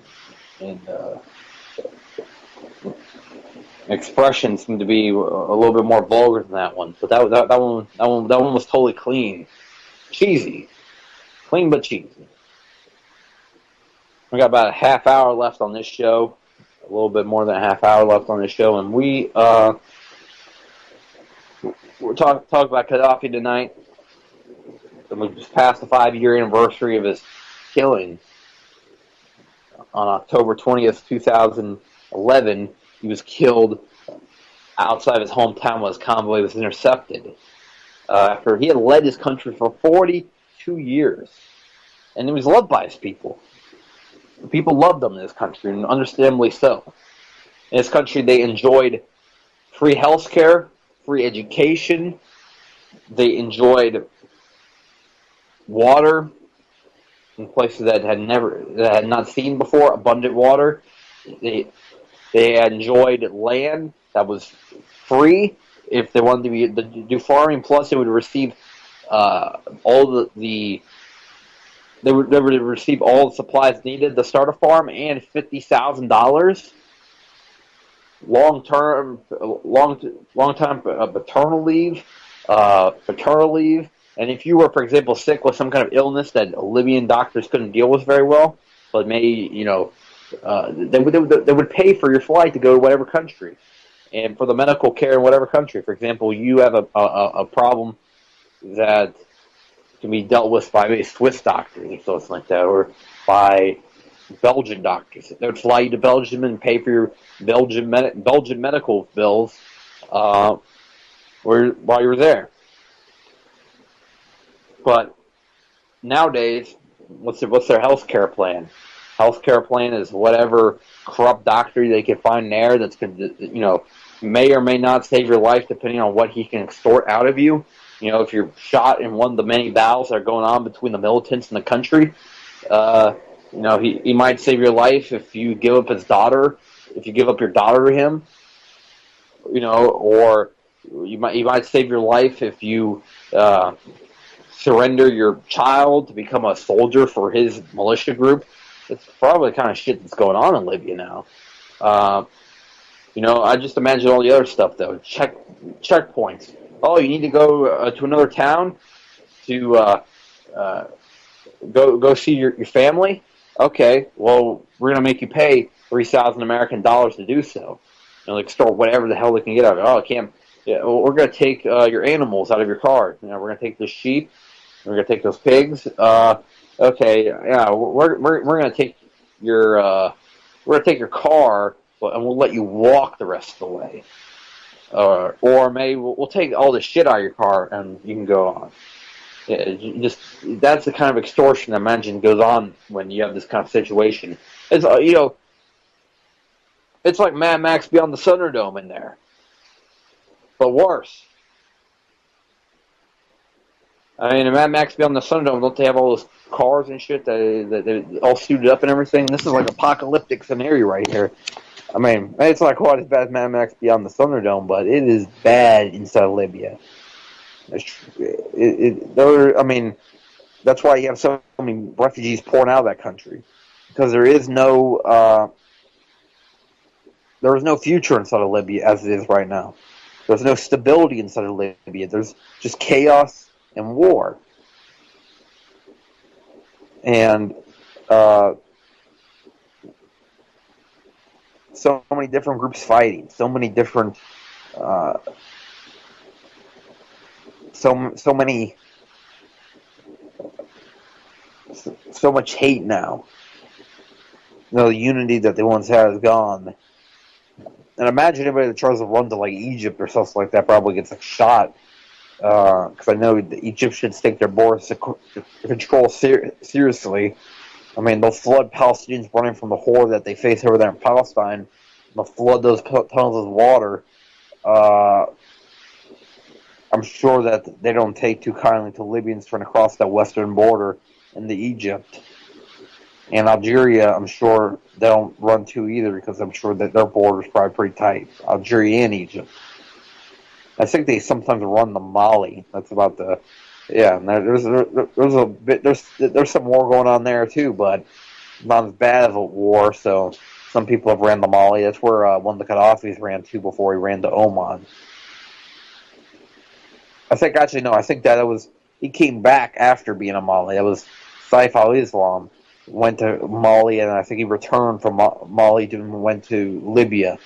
But I think that Hannibal, he went to Oman, and he was actually kidnapped at one point, and then released not that long ago, like this year. Hannibal was kidnapped and released. Hannibal Gaddafi is he was also in the Libyan government at one point. He was like something, some Department of Maritime. I don't know.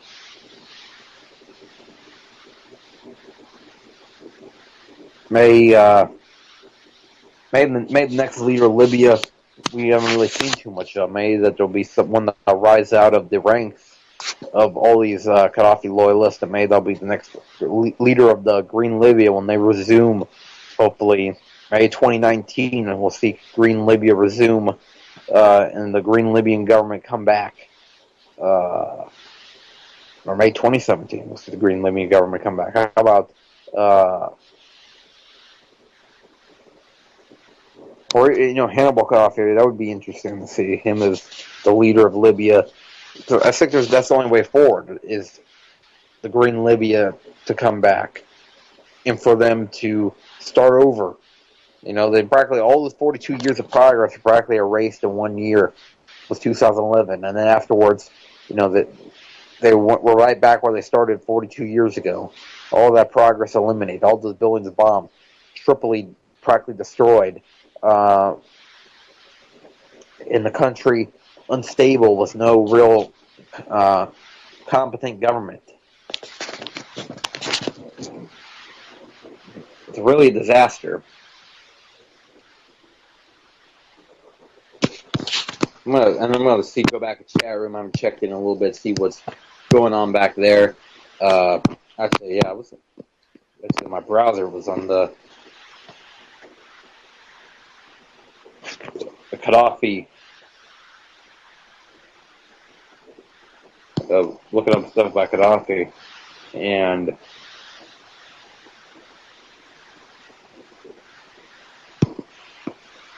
people. There's apparently quite a bit of footage of all the stuff that happened around Gaddafi's murder. Stuff that I wouldn't really want to check out. That seems to be heavily gruesome. Apparently they.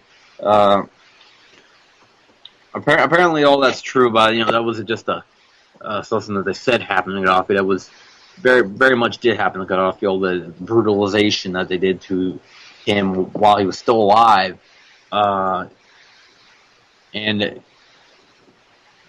I wonder, that's hopefully that does not become Assad's fate. Hopefully, hopefully Assad will be able to chase these terrorists out of his country, and they can restore some order to Syria. But I think that the United States is going to bomb this country. That's what's going to happen. Because, without the United States interference, Syria will win the war and finally become, there'll be peace again in this country. But if the United States is the bomb, then they might be able to take out Assad.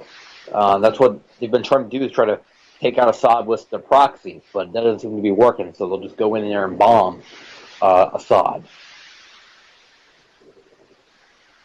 And that eventually, that's the doorway to Iran, is that if they can take out the Syrian government, then they can take out the Iranian government.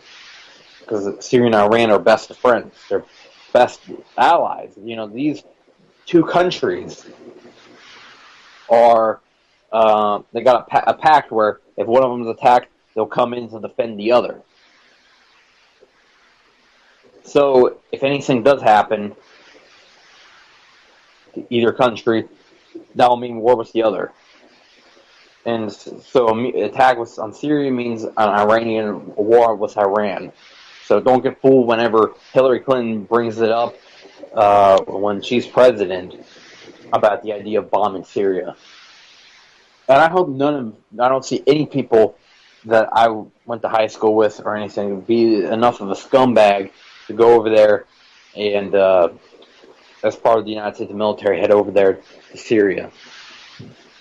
I hope I don't have to see anyone fighting that. I hope I don't have to see anyone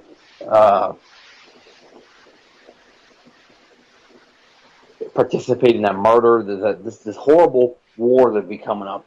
And I just imagine that what's happened in Syria just would be no comparison to what a United States invasion would do to the Syrian people. Talk about 250,000 dead right now, 282,283. That would jump up to 5 million. We're talking, that's how Iraq, 1.8 million Iraqis died because of the United States invasion. Afghanistan, like a few 100,000 died there. Yemen, the United States they've just done some drone strikes there. It's got to be in the hundreds of thousands now. This is just a complete trail of deaths anytime the U.S. foreign policy touches it. And Libya, it's got to be in the hundreds of thousands as well with the, NATO bombing of Libya during the Libyan Civil War. And also talking about Syria and their and all these talks. All the time I see is that they say that Assad barrel bombs his population. Well, for one thing, I'm going to dispel a very big part of their argument is that they say barrel bomb. Like they're using fucking bombs. Those are bombs. Bombs are bombs. You have to use bombs in war. Number two is that the population. It's the rebels' fault that people are getting killed. They're the ones. The rebels go into civilian populations and they use them as human shields. Plain and simple. But there is that the Syrian army doesn't deliberately target civilians. They're deliberately targeting the rebels, and the rebels are deliberately keeping keeping the people as human shields so they don't get attacked. That's what they think will happen. And unfortunately, a lot of people have gotten caught up in the crossfire, and this is an unfortunate, tragic situation in Syria. And unspeakable things are happening. And, because of the United States involvement, also they've exacerbated the situation, causing food shortages, so they bombed warehouses, oil refineries getting bombed, so imagine oil shortages, all kinds of shortages. They've attacked the infrastructure. In fact, the United States came in and bombed a bridge that they, after they did the accident at Deir el-Zor, they came in and bombed Deir el-Zor again. They bombed the bridge. And Deir el-Zor is like a stronghold of the Syrian army out in the middle of completely ISIS territory, practically. Most of eastern Syria is controlled by ISIS, but Deir el-Zor is not controlled by ISIS. And about 300,000 people live in this city. So that's what's so important about it, is that this is like the last stronghold of the Syrian army out there in eastern Syria. Now, western Syria is almost completely controlled by the Syrian army, and that's where most of the population lives. Despite only controlling like 30 to 40% of the population, the Syrian army controls about 60% of the Syrian population. Syrian territory, 30 to 40% of Syrian territory, 60% of the population. 30%, and also about 10% belongs to the Kurds. So about 45% of the territory, 45% of the territory belongs to the Syrian government, and about probably like 70% of the population belongs to the Syrian government. Because if you count the Kurds, who are aligned with the Syrian government, despite reports on the Western media to the contrary, saying that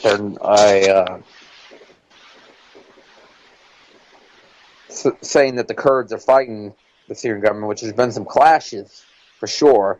And really, they've set aside their differences till the end of the war. There is differences; they're not exactly friends necessarily, but they have the ISIS is a mutual enemy, and the United States government, Medellin, Turkish government, and the rebels are mutual enemies because the rebels go in there and kill Kurds. They kill minorities in general. That's one of the things that they do. They seem to almost target minorities as a sport inside the country. The Syrian government claims the Kurdish land to be theirs, and the Syrian government would like for the Kurds to remain in Syria for the long term, but the Kurds authorities want independence. Now there's a potential that they might be able to settle on some sort of more anonymity to an extent, more autonomous controls for their government and less Syrian involvement for the future. It's a big part of Syria that wants to split off. And there's also Iraq, Iran, Turkey. This is where the Kurdish people live, and there's this talk about, eventually one day a big Kurdish state inside of the Middle East.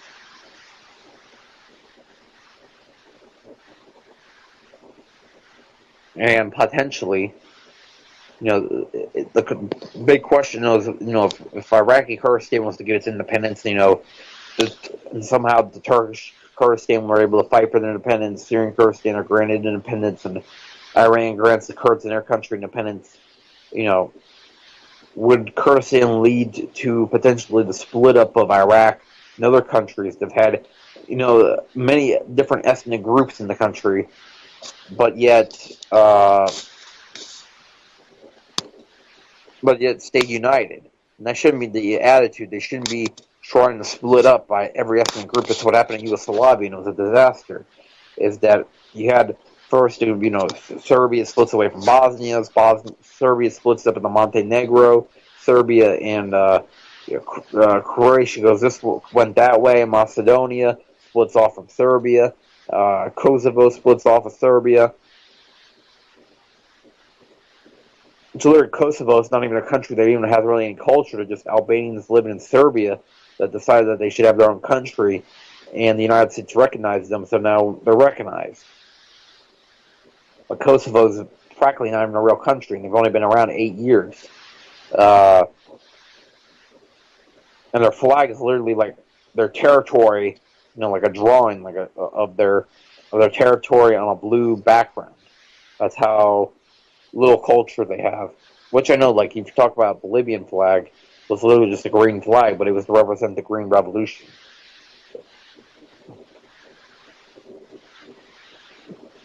That's no longer the flag, unfortunately, the beautiful green Libyan flag. Now it's the ugly rebel flag that they have, which is like, it has the beautiful colors of Africa on it, and the Islamic star and crescent moon star, but that put together represents the rebels and represents the murder and all those killings that they did during the revolution.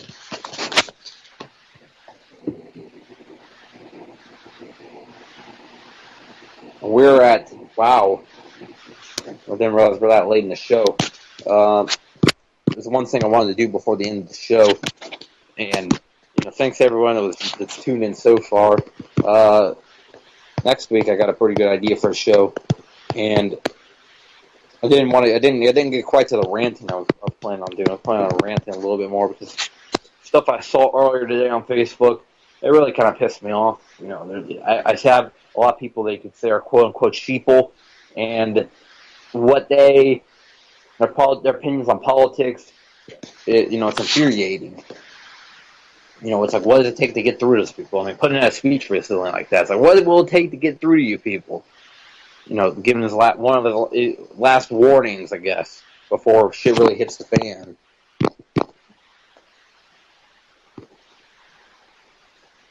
Telling that if we don't act soon as American people against their government, that we're doomed to war with Russia.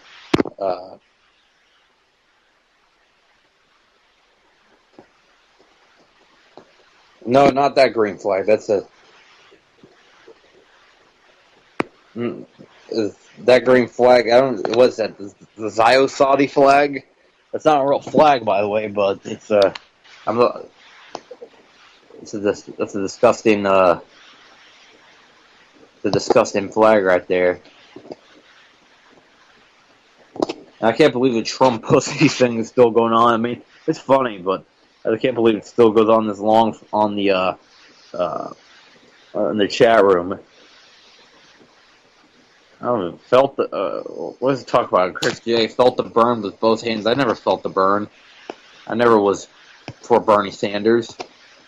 I don't know. Let's see. Felt the burn with both hands. Are you saying that, like, felt the burn from, I don't know. Just going back on this.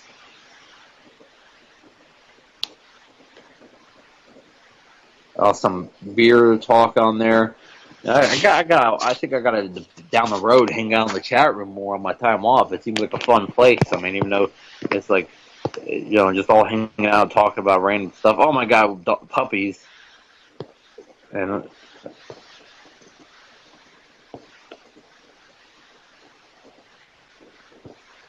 that would be something they would use as propaganda against Putin. They'd say he eats puppies for dinner.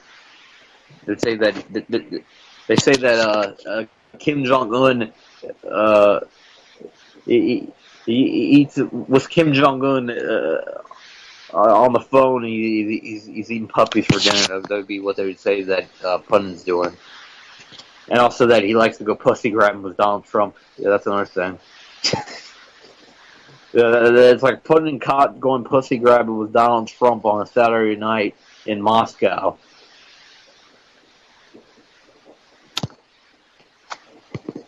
And that whole thing is just like, this just shows the epitome of this joke of his election.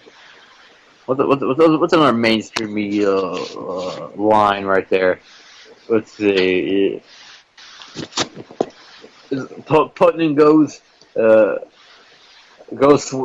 swimming for sharks, or going down no. Putin goes swimming to go hunt down whales with Japanese whalers. Yeah, that'd be something. Because now everybody seems to care about whales all of a sudden, which I do care about them, because that's sad. Whales shouldn't be in captivity. Yeah, and yes, I probably achieved a bit of a spike in listenership just by saying puppies. No, I said puppies, beer, and pussy in the last few minutes. I probably said pussy so many times on this show. And I've said it in the context. I said it last week too, quite a bit, in reference to this whole scandal. But I've said pussy in the context of a woman's vagina. So I wonder what that probably making me seem I'm not politically correct. I've said that like 25 times this show.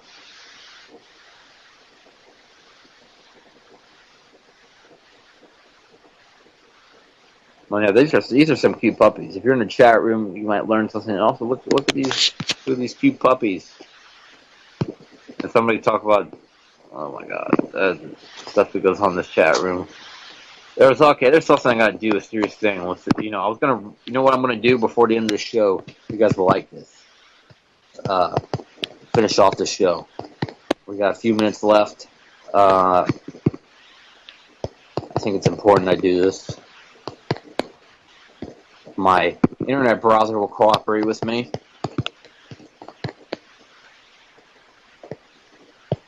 Let's see, go in there.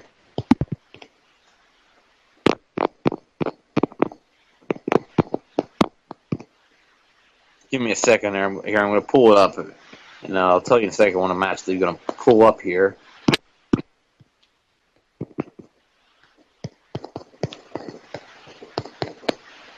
This is Gaddafi's last speech that he gave. I think it's important that everyone listens to it.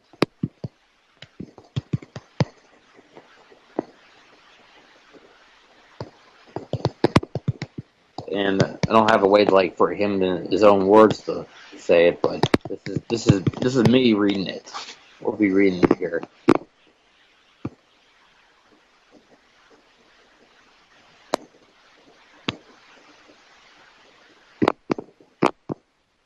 Okay, here it is.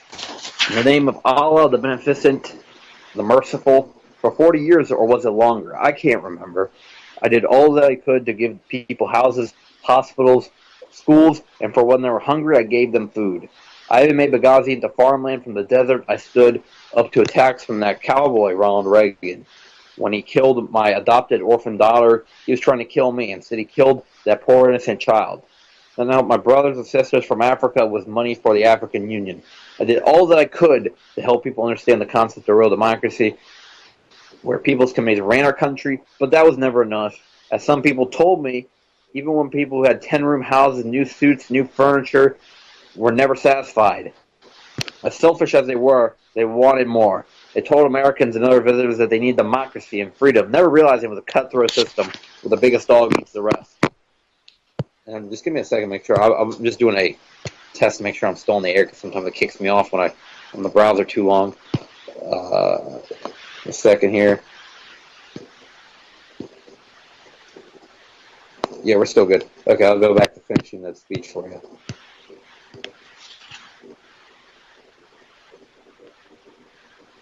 But they were enchanted with these words, never realizing in America there were no free medicine, no free hospital, no free housing, no free education, and no free food except when people had to go beg and go lines to get soup.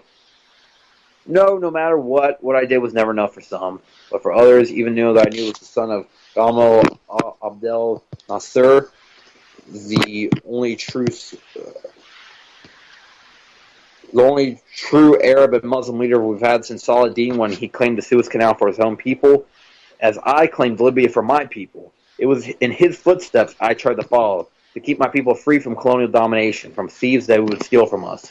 Now that I'm under attack from the biggest force in military history, my little African son, Obama, wants to kill me, to take away the freedom of my country, to take away our free housing, our free medication, our free education, our free food, and replace it with American-style thievery called capitalism. But all of us in the third world know what that means. It means corporations run the countries, run the world, and the people suffer. So there is no alternative for me. I must take my stand, and if all his wishes, I shall die following his path. His path that I have, that has made our country rich with farmland, with food and health, and even allowed us to help our African and Arab brothers and sisters. I do not wish to die, but if it comes to that, to save this land, my people, all the thousands who are all my children, and so be it. Let this be a testament to the voice of the world that I stood up to crusader attacks of NATO, stood up to cruelty, stood up to betrayal, stood up to the West and its colonial ambitions, and that stood with my African brothers, my true Arab and Muslim brothers, as a beacon of light.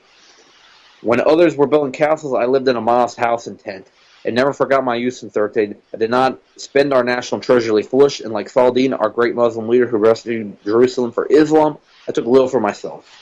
In the West, some have called me mad and crazy, but they know the truth yet to continue to lie. They know that our land is independent and free, and not the colonial group, that my vision, my past, and has been clear for my people that I will fight until the last breath to keep us free. May Allah Almighty help us remain to keep us faithful and free. Muammar Gaddafi. That was his last speech they gave before he died in public. I don't think he gave that one in public. He aired it publicly.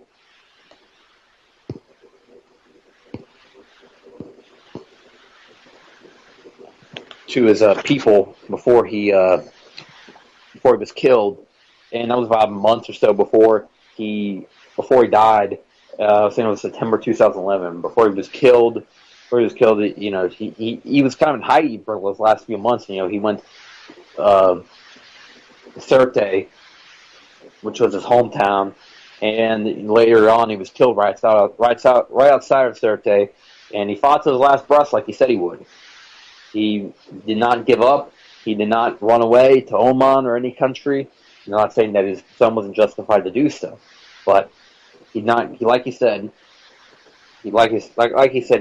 up. Anyways, thanks everyone for tuning into the show. Thanks everyone for checking out the show. Definitely tune in next week, same time, 9 o'clock Eastern time. If you haven't checked out my Facebook yet, follow me on Facebook, Chris Jackson Rojas.